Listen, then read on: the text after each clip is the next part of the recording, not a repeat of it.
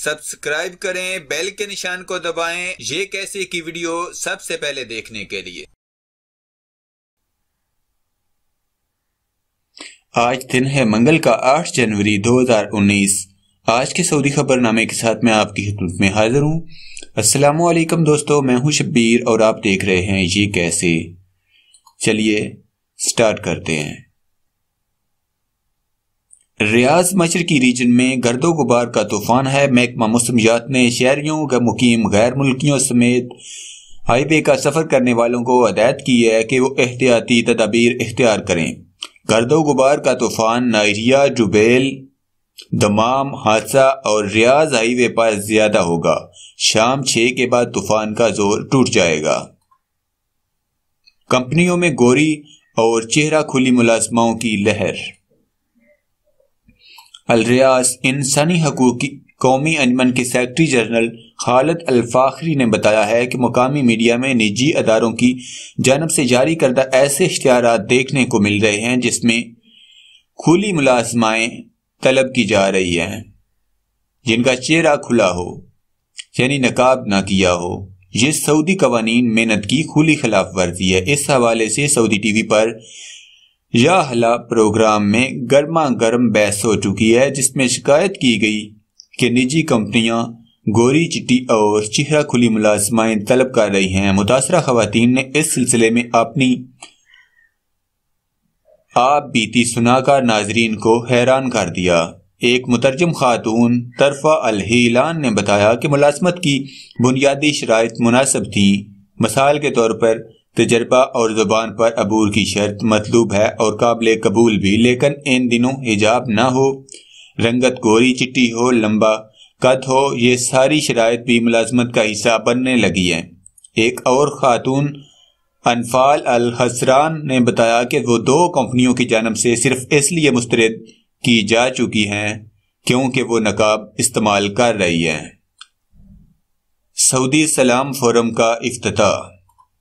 سعودی سلام فورم کا افتتاح دارالحکومت ریاض کے کانفرنس سینٹر میں کر دیا گیا۔ فکری، ثقافتی اور انسانی شعبوں میں اچھوتی صلاحیتوں کا مظاہرہ کرنے والے سعودی نوجوان اور ثقافت، ورثے، فنون اور سعودی تاریخ میں دلچسپی رکھنے والی عالمی شخصیات فورم میں شریک ہیں۔ اس کا اہتمام سلام پروجیکٹ کی جانب سے کیا گیا ہے۔ پروجیکٹ کے ایگزیکٹو ڈائریکٹر ڈاکٹر فہد السلطان نے بتایا کہ 2015 سے عام پر امن، بقائے، باہم رواداری اور دنیا بھر کی تہذیبوں کے درمیان ہم آہنگی کا مشن چلائے ہوئے ہیں۔ افتتاحی تقریب میں 50 فلمیں پیش کی گئیں۔ ان میں سے 5 فلموں کو ایوارڈ دینے کا فیصلہ کیا گیا۔ نشے میں دھت غیر ملکی گرفتار۔ جدہ پولیس نے نشے میں دھت 2 غیر ملکیوں کو گرفتار کر لیا۔ ان کے قبضے سے شراب کی بوتل، سونے کے کڑے اور گھڑیاں برآمد ہوئیں۔ یہ ساری اشیاء زنانہ پرست میں چھپائی گئی تھیں۔ پولیس نے شبہ ظاہر کیا کہ ان دونوں کا تعلق خواتین کے پرس چوری کرنے والے گروہ سے ہوگا۔ تفصیلات کے مطابق گرفتاری جدہ کے الجامعہ محلے میں اس وقت عمل میں آئی جب پولیس کو 2 غیر ملکی مشکوک حالت میں گھومتے ہوئے نظر آئے۔ ان میں سے ایک کا تعلق پاکستان اور دوسرے کا صومالیہ سے تھا۔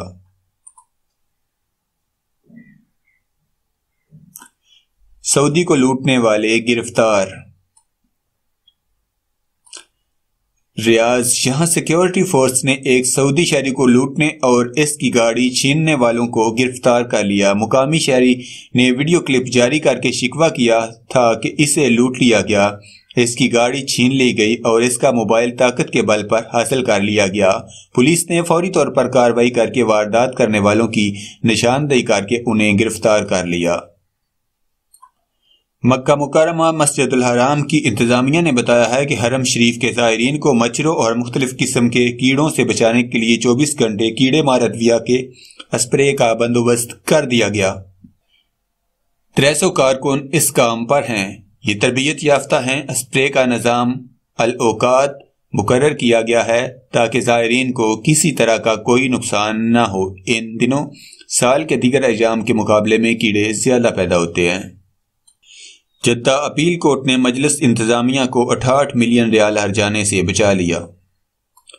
جدہ، جہاں اپیل کورٹ نے سابق مجلس انتظامیہ کے خلاف باہ کمپنی کا دعویٰ مسترد کر دیا۔ کمپنی مجلس انتظامیہ کے ارکان سے 68 ملین ریال ہرجانہ طلب کر رہی تھی۔ موقف یہ تھا کہ مجلس انتظامیہ کے ارکان کے غلط فیصلوں کی وجہ سے ہی کمپنی کو 68 ملین ریال کا خسارہ ہوا۔ کمپنی کا یہ دعویٰ غلط ثابت ہو گیا، عدالت نے اسے مسترد کر دیا۔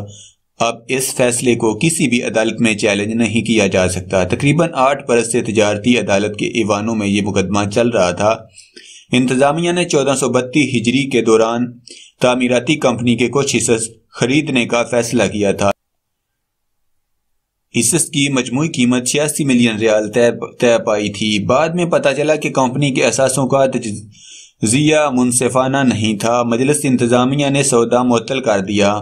معاملہ مالیاتی منڈی بورڈ چلا گیا۔ بورڈ نے کمپنی کو تداول سے روک دیا۔ بالآخر قضیہ محکمہ جاتی عدالت کے حوالے ہوا۔ 2.5 برس تک سماعت کے بعد عدالت نے سابق مجلس انتظامیہ کے خلاف 68 ملین ریال کے معاوضے کا فیصلہ سنا دیا۔ طائف کے ریسٹوران میں بندر کا گوشت، حقیقت کیا ہے؟ طائف میونسپلٹی نے بتایا ہے کہ یہاں کسی بھی ریسٹوران نے اپنے کسی بھی گاہک کو بندروں کے گوشت سے تیار کردہ کھانا نہیں کھلایا۔ میونسپلٹی نے یہ وضاحت سوشل میڈیا پر گردش کرنے والی ان افواہوں کے جواب میں جاری کی، جن میں دعویٰ کیا جا رہا ہے کہ طائف کا ایک ریسٹوران اپنے گاہکوں کو بندروں کے گوشت سے تیار کردہ کھانے پیش کر رہا ہے۔ میونسپلٹی نے توجہ دلائی کہ ہر سال بعض ضمیر فروش لوگ اس قسم کی مغالطہ امیز معلومات پھیلاتے ہیں۔ انہیں تباہ کن افواہیں گھڑنے اور پھیلانے میں کسی قسم کی کوئی قباحت محسوس نہیں ہوتی۔ بلدیہ نے اطمینان دلایا کہ اس کے سارے اہلکار سال بھر تمام ریسٹورانوں پر اچانک چھاپے مار کر کھانے پینے کی تمام اشیاء کی بابت اطمینان کرتے ہیں۔ کوئی بھی ریسٹوران اول تو اس طرح کی جسارت نہیں کر سکتا، اور خدا نخواستہ کوئی ریسٹوران اس قسم کی گندی حرکت کر بیٹھے تو وہ بلدیہ کی گرفت سے بچ نہیں سکتا۔ سعودی محکمہ بجلی و پانی نے متاثرہ سعودیوں اور غیر ملکیوں سے کہا ہے کہ اگر انہیں حد سے زیادہ پانی کا بل موصول ہو تو پہلی فرصت میں متعلقہ سرکاری اداروں سے رجوع کر کے شکایت درج کرا دیں۔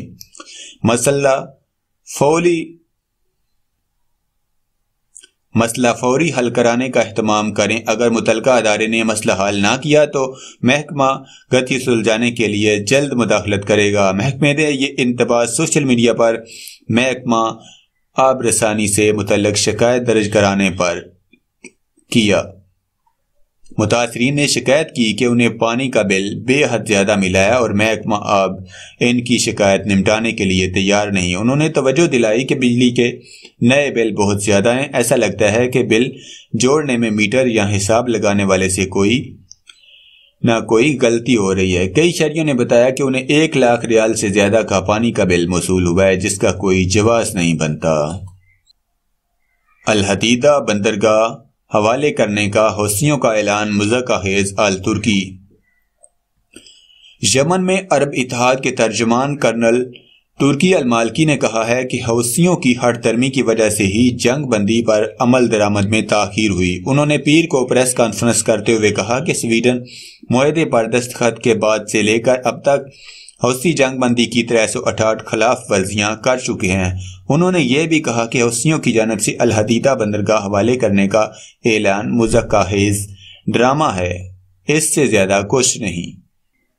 سبب بتائے بغیر کسی کو گرفتار نہیں کیا جا سکتا، سعودی فوجداری قانون۔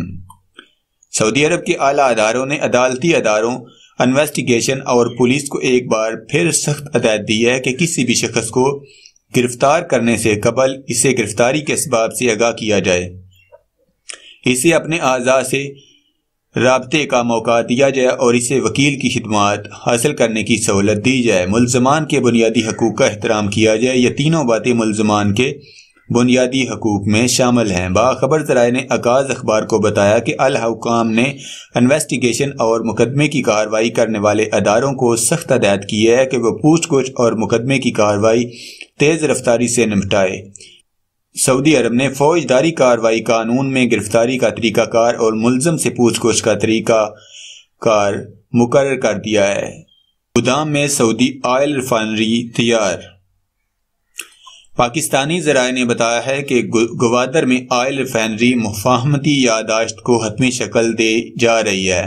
یہ اربوں ڈالر کا معاہدہ ہے۔ پاکستانی رپورٹوں میں توقع ظاہر کی گئی ہے کہ اپریل 2019 کے دوران عظیم الشان آئل ریفائنری سمیت متعدد مشترکہ منصوبوں پر دستخط ہوں گے۔ سعودی عرب کا اعلیٰ سطح کا وفد پاکستان میں ہوگا۔ پاکستانی عہدیداروں نے بتایا کہ سعودی عرب 15 ارب ڈالر کی سرمایہ کاری کرے گا۔ پاکستانی وزیر اطلاعات فواد چودھری نے کہا کہ آئل ریفائنری کا منصوبہ پاکستان میں سعودی عرب کا سب سے بڑا منصوبہ ہوگا۔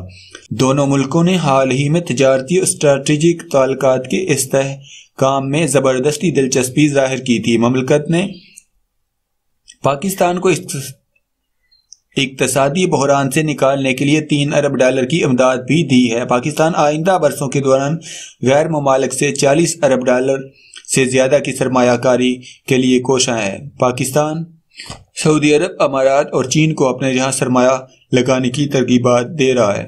سعودی لڑکی کو مملکت واپس کر دیا جائے گا۔ نائب وزیر اعظم تھائی